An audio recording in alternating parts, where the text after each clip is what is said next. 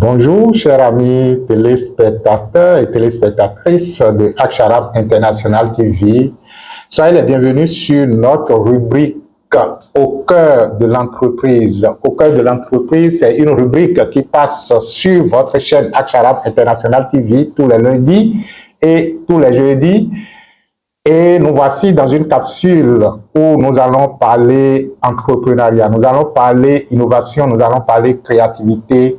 Au cœur de l'entreprise, c'est comment entreprendre et se créer de la richesse. Et je vous assure que nous allons, dans un avenir proche, commencer donc par joindre l'acte à la parole et au-delà des émissions que nous produisons, nous allons nous mettre dans une dynamique véritable de partenariat et on est en train de travailler avec certaines structures de la place pour, au besoin, vous mettre en contact avec telle ou telle entreprise dans tel ou tel secteur si entre-temps, vous qui êtes à la diaspora, vous aimeriez travailler au pays. Et ce sera basé sur l'honnêteté, la franchise, ce sera du bien en affaires. Et c'est justement dans cette logique que je vous présente cette capsule dont le thème s'intitule « Tenir sa parole, une vertu pour réussir en entreprise » ou « Une vertu de réussite en affaires ». Tenir sa parole, une vertu de réussite en affaires. Voilà le thème sur lequel nous allons échanger, nous allons communiquer dans le sens de la réussite en entrepreneuriat. C'est vrai, et beaucoup de personnes le disent, que le milieu des affaires rime souvent avec le faux. C'est ce qui est classique. Le faux est des revirements spectaculaires, c'est-à-dire que ce sur quoi on s'est entendu au beau milieu, on constate que pour maximiser ses intérêts ou pour ne pas, en fait, diminuer les risques, on peut commencer par parler un autre langage. Donc, chacun cherche à défendre ses intérêts au détriment de l'autre et c'est ça le milieu des affaires. Le milieu, c'est ce qui est classique. Mais est-ce que pendant que nous le faisons comme ça jusqu'à présent, nous avons véritablement prospéré? Est-ce que nous avons connu l'épanouissement? Parce que la réussite en affaires, oui, je pourrais même dire la réussite en affaires. Parce que si en affaires, vous ne faites pas correctement les choses comme cela se doit, vous pourriez réussir matériellement pendant que vous vivrez l'enfer lié à votre état d'esprit. Mais comment faire pour que les affaires riment avec la sincérité? Comment faire pour que les affaires riment avec l'honnêteté? Comment réussir en affaires tout en étant équilibré, tout en s'épanouissant intérieurement? Tel est notre objectif sur cette chaîne et c'est pourquoi nous avons choisi de communiquer avec vous sur le thème « Tenir sa parole, une vertu pour réussir en entreprise, une vertu pour réussir en affaires ». La première question, c'est d'abord, quelles sont les vertus de la parole? Parce que nous avons dit tenir sa parole, une vertu pour réussir en affaires. Quelles sont les vertus de la parole? Pourquoi doit-on tenir parole partout et surtout en affaires? Nous devons apprendre à tenir notre parole. D'abord, il faut d'abord que nous entendions sur ce que nous appelons la parole en affaires. Quand je parle de la parole, je suis en train de parler en ce moment et vous, de l'autre côté, vous m'écoutez. Donc, il y a deux organes qui sont sollicités. Il y a, le système bouche, langue et tout le reste, et le système des oreilles. Donc, moi qui parle, je m'entends et vous, vous m'entendez. L'une des difficultés des êtres humains, pour la plupart des cas, qui ne tiennent pas parole, c'est parce que pendant qu'ils parlent, ils ne s'écoutent pas. Lorsque quelqu'un parle trop et qui n'a pas cultivé l'habitude de s'entendre pendant qu'il est en train de parler, il lui serait très difficile de tenir parole parce que lui-même n'a pas écouté ce qu'il disait. Et s'il n'écoutait pas ce qu'il disait, il lui était très difficile d'évaluer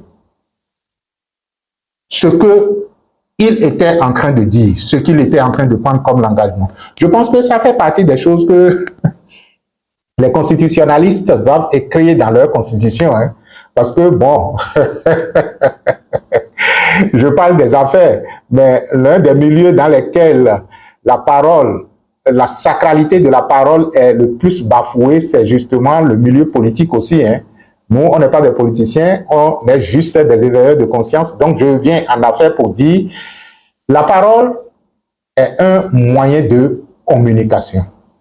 La parole est un moyen de communication de telle sorte que elle est censée transmettre ou extérioriser notre état d'esprit. Lorsque je ressens quelque chose en moi, et si je ne l'exprime pas, celui qui est à l'extérieur de moi ne peut pas savoir que je suis frustré. Il ne peut pas savoir que je suis, disons, qu'il y a un sentiment de joie qui m'anime. Peut-être que mon visage serait rayonnant. Ok, d'accord, ça, c'est une autre expression de langage. Mais pour le moment, on veut se focaliser sur l'expression qu'est la parole en tant qu'expression de communication. Donc, ce que je veux, je l'exprime à travers la parole. Ce que je veux, je le dis. Mon état d'esprit, mon sentiment, ce que je pense, ma volonté, je l'exprime. La parole est donc un moyen de communication qui permet donc d'exprimer mon état d'esprit, d'exprimer mes sentiments, d'exprimer mes émotions, d'exprimer en fait ce que je sens, ce que je suis à l'intérieur de moi. En ce sens, cela me permet donc de dire ce sur quoi nous pourrions nous entendre, puisque nous sommes en train de parler des affaires, lorsque on veut on veut travailler ensemble, lorsque nous voulons mener une activité ensemble, lorsque nous avons des services à se donner l'un à l'autre ou des services que nous voulons mettre à disposition de quelqu'un et chaque acteur de ce partenariat a un rôle à jouer, nous allons nous entendre sur le rôle que chacun va jouer et ce qui revient à chaque personne. Généralement, vous allez dire, non, en affaires, on écrit. Ok, d'accord, mais c'est justement parce que dans le domaine des affaires, il est très difficile aux gens de respecter leurs paroles que pour matérialiser la parole, on est amené donc à écrire. Et pour cela, on peut faire référence également à des structures, je vais dire quoi, judiciaires ou des gens qui sont autorisés à assermenter ce que nous sommes, disons, à rendre juridique, ce que nous sommes en train de dire. On peut voir les notaires, les huissiers et tout le reste. Tout ça, c'est la parole exprimée sous forme d'écrit et on va voir quelqu'un qui est assermenté pour dire c'est ce sur quoi nous nous sommes entendus. Vous êtes le témoin de ce sur quoi on s'est entendu. Si l'un et l'autre, l'une des parties ne respecte pas son engagement, on va faire référence à la loi pour dire tu as dit et tu n'as pas respecté. Vous voyez, cela veut dire que les lois sociales elles-mêmes là reconnaissent que la parole donnée doit être respectée. Et lorsque les lois sociales reconnaissent que la parole donnée doit être respectée, c'est à juste titre. Parce que lorsque vous ne respectez pas votre parole, quel que soit le domaine, hein, que ce soit le domaine conjugal, disons dans le sens de votre vie de couple, ou ici, en ce qui nous concerne, en affaires, lorsque vous ne respectez pas votre parole, vous êtes en train de dire, je ne suis pas aligné sur ce que je suis en train de dire. C'est-à-dire que je sens autre chose, je dis autre chose, pour finalement faire autre chose. Vous êtes déséquilibré, vous êtes disparate. Donc, la parole doit être respectée parce que la première des choses, c'est que la parole est sacrée. Le Créateur est le premier à prononcer la parole. Je vous dis souvent, la vie traduite sous forme d'existence ne peut exister et continuer à pérenniser qu'en rapport avec les principes qui, en fait, font mouvoir la machinerie existentielle. Ce qui fait que nous, êtres humains, nous avons été dotés de la parole à prononcer parce que le Créateur lui-même a prononcé la parole. Et lorsque le Créateur a prononcé la parole, nous, on a commencé par prononcer la parole à sa suite. Nous devons rester dans la logique du Créateur. Et vous allez constater qu'il n'y a nulle part dans les textes sacrés où le Créateur aurait dit quelque chose et quelque chose se serait produit. Que quelqu'un vienne me démontrer le contraire à travers tel ou tel texte sacré. C'est-à-dire qu'il n'y a nulle part dans les annales spirituelles de l'humanité que le Créateur a dit quelque chose et que quelque chose s'est produit. Mais vous, être humain, si à sa suite, vous prononcez des paroles, c'est-à-dire que vous donnez votre parole et que vous ne respectez pas les paroles, cela veut dire que vous avez dit autre chose et vous êtes en train de faire autre chose, c'est-à-dire que vous êtes en train de créer sur le plan matériel autre chose. Cela vous sera rétribuable après. La parole est un serment. Et quand on prête un serment, on s'engage et on respecte le serment. Vous voyez? Donc, voilà déjà, disons, quelques vertus de la parole. Elle est sacrée, c'est un serment, et la parole est créatrice. Tout ce que vous dites est une création en miniature. Et cette création, on peut l'étoffer et rendre ça maintenant matériel et tangible. Mais pendant que vous dites autre chose, si entre-temps vous êtes en train de faire autre chose, cela veut dire que vous êtes en train d'empiéter, disons, d'émietter la parole que vous avez prononcée à ne jamais se construire. Donc voilà un peu ce que nous pourrions dire en matière donc de vertu de la parole, ce qui fait que la parole doit être respectée en affaires pour un meilleur épanouissement. C'est vrai qu'on dira, comme je l'ai dit, hein, dans le domaine des affaires, c'est l'écrit, il faut écrire, il faut faire des contrats, il faut faire... Mais comprenez tout simplement que la parole, l'écrit, c'est de la parole traduite sous forme d'écrit pour rendre ça pérenne. Parce que lorsque je prononce la parole, on dit que les paroles s'envolent. Au fait, les paroles ne s'envolent pas. Lorsque la parole est prononcée, elle sort de votre bouche, elle rentre dans un processus de création permanente. Et même si vous ne dites rien et que vous commencez par écrire, vous êtes en train de dire, là où l'écrit est très important, et quelquefois, même en accompagnement, en coaching d'entreprise, on recommande aux gens d'écrire leurs pensées, d'écrire leurs sentiments et tout le reste, surtout lorsque on veut se fixer des objectifs. On demande tout ça parce que vous voyez, je prononce la parole. Je dis par exemple, je choisis ici et maintenant d'être heureux. Je choisis ici et maintenant de prospérer. Je choisis ici et maintenant de réussir dans telle affaire. Je l'ai dit. Mais après, ce n'est pas évident que je vois ce que je suis en train de dire. Mais si je l'écris, toutes les fois que je vais prendre le papier et que je vais relire ce que j'ai écrit, c'est comme si je suis en train de répéter la parole. Autre chose, c'est que la parole, lorsque je la prononce, on l'entend, on ne le voit pas. Vous voyez? Donc, c'est comme si le fait de l'écrire fait que je suis en train de sortir quelque chose du monde invisible vers le visible parce que je peux voir l'écrit. Vous voyez? Donc, le fait que la vision, bon, pas la vision, nos yeux voient ce que nous sommes en train de dire est un signe de manifestation. C'est comme si le processus de manifestation est accéléré lorsque vous vous mettez à écrire ce que vous êtes en train de prononcer. Il est important d'écrire. L'écrit, concevez que c'est aussi de la parole rendue visible par écrit.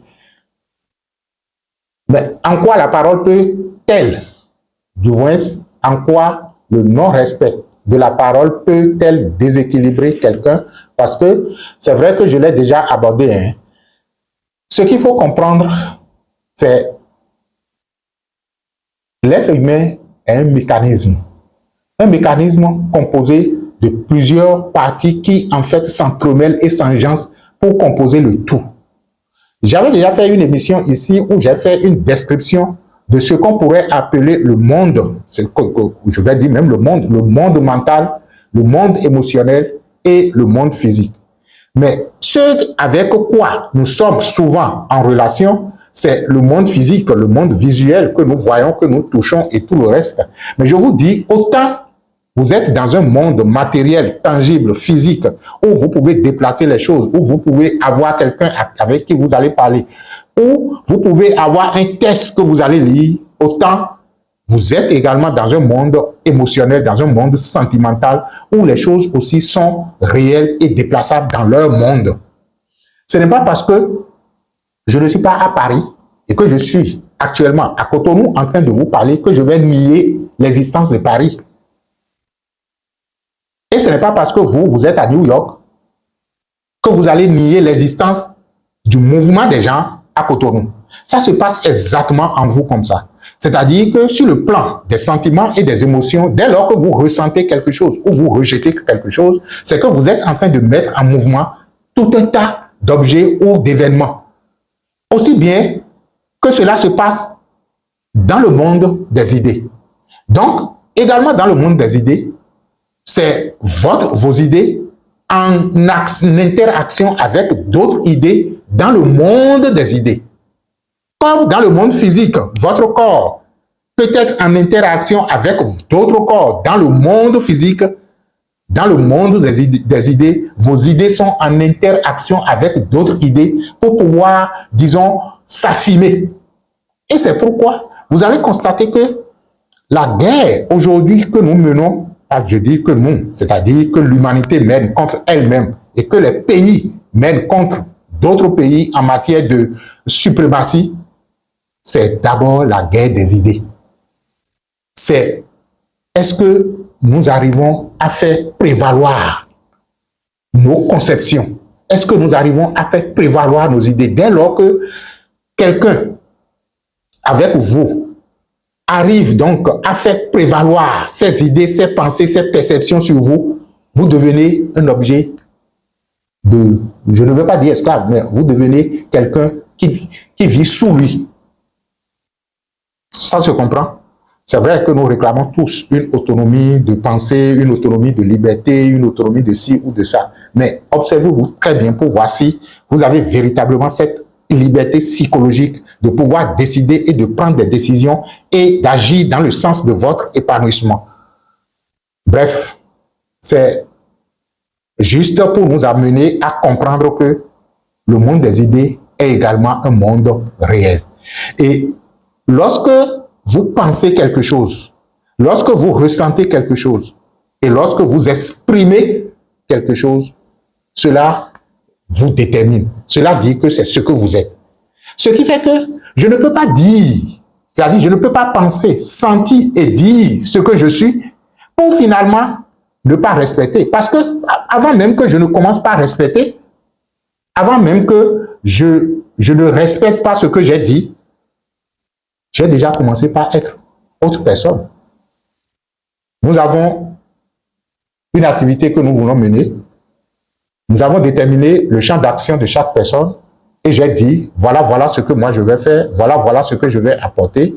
Et on s'est entendu que quand on va finir, voilà ce que cela va générer et voilà ce qui va vous revenir.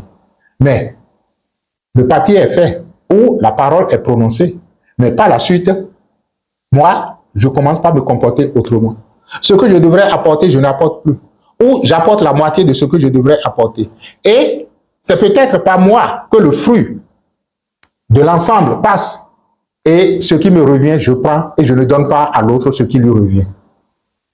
Donc, ce que j'ai dit, que j'ai été, je suis en train de nier ce que j'ai dit. Et à partir du moment où je nie ce que j'ai dit que je suis entré dans un déséquilibre de mon être. Donc, voilà comment cela peut se présenter. Mais lorsque nous sommes en train de nous entendre comme ça,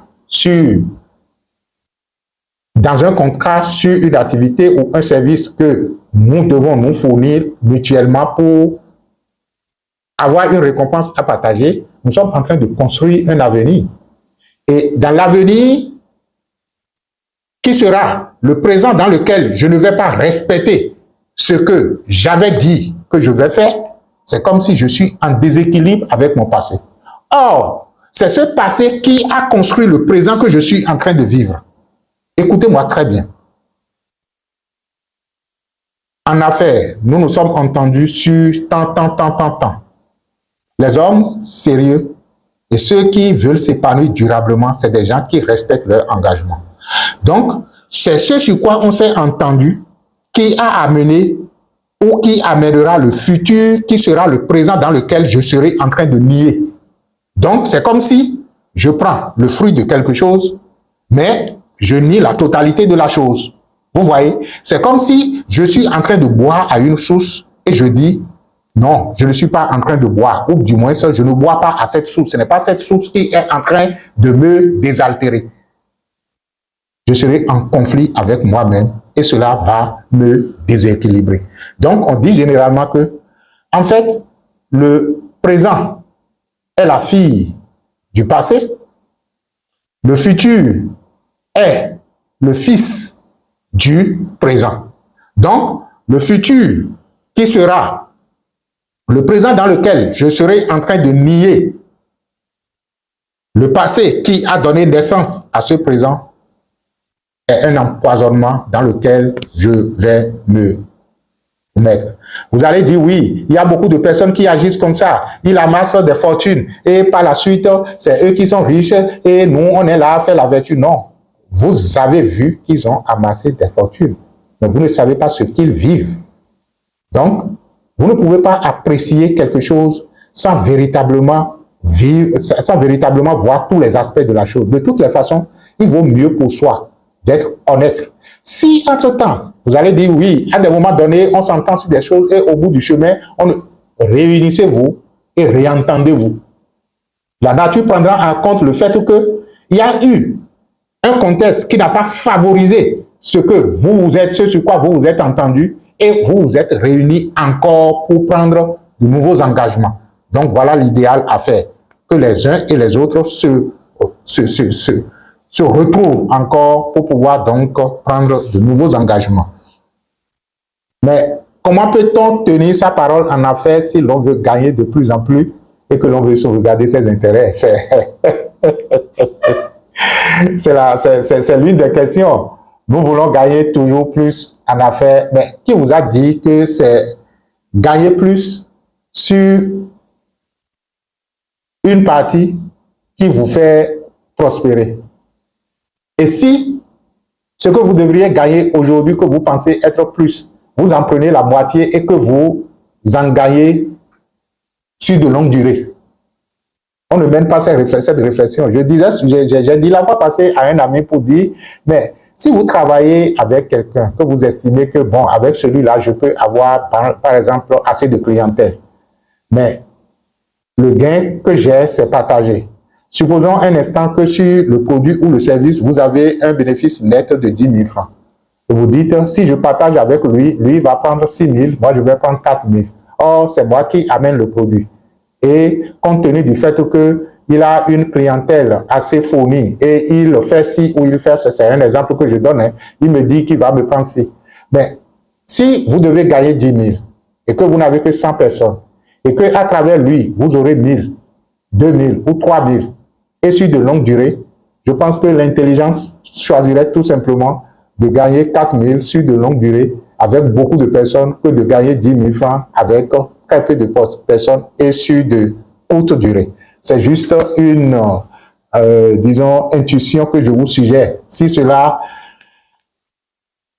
vous arrange, c'est pourquoi de plus en plus, beaucoup de personnes préfèrent travailler en partenariat que de prendre de l'argent pour dire, ok, d'accord, je vais prendre de l'argent pour te payer telle chose-là. Non, ça génère quelque chose, on va se partager et on va se le partager continuellement. Mais si tu me payes aujourd'hui pour le service que je te rends, tu prends disons, cette technologie-là, ça devient pour toi, ça ne m'arrange pas. C'est juste une façon de dire. Alors, les affaires, ce n'est ni le faux, ni le mirage. Lorsque un produit ou un service trouve un preneur, les deux parties doivent être satisfaites. C'est-à-dire que celui qui a donné le produit ou le service et celui qui a reçu le produit. Parce que si la personne à qui vous rendez le service, il n'est pas satisfait, ce sera peut-être la seule fois que vous l'auriez trahi. Et lui qui est trahi, vous ne savez pas combien de fois il va vous faire de la mauvaise publicité. On dit souvent, un client déçu, c'est peut-être 1000 autres qui sont envers qui il fait la contre-publicité. Hein. Donc, faites beaucoup attention lorsque nous sommes en affaires et qu'on veut durablement prospérer. Comment peut-on tenir parole en affaires si le contexte change? Je pense que je l'ai déjà dit, la meilleure des choses à faire, c'est de se réunir de nouveau et de prendre de nouveaux engagements. Que faire pour ne pas prendre des engagements démesurés qu'on ne peut respecter? En affaires, je pense que la première des choses, c'est d'analyser le contexte. Il faut, c'est-à-dire scrupuleusement analyser le contexte, tenir compte de votre capacité, ne pas surévaluer ses capacités parce qu'il y a des gens qui ont la bouche mielleuse et quand vous êtes en partenariat avec eux, ils vous proposent disons, de construire le ciel en un seul jour et qu'il peut faire ci, qu'il peut faire ça et à l'œuvre, on constate que bon, ça ne passe pas.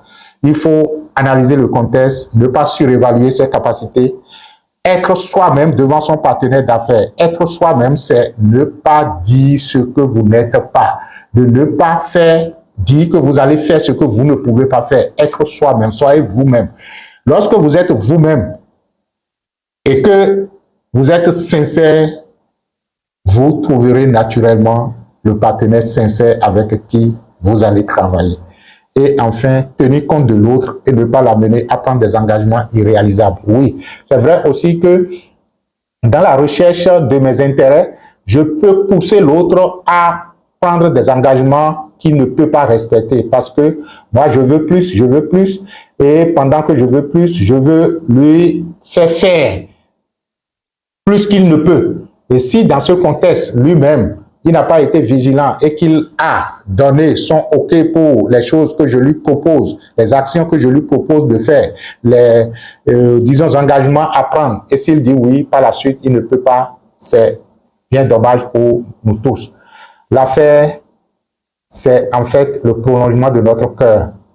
Et si les affaires sont le prolongement de notre cœur, nous pourrions bel et bien être en affaires et être honnêtes, sincères, respecter nos engagements.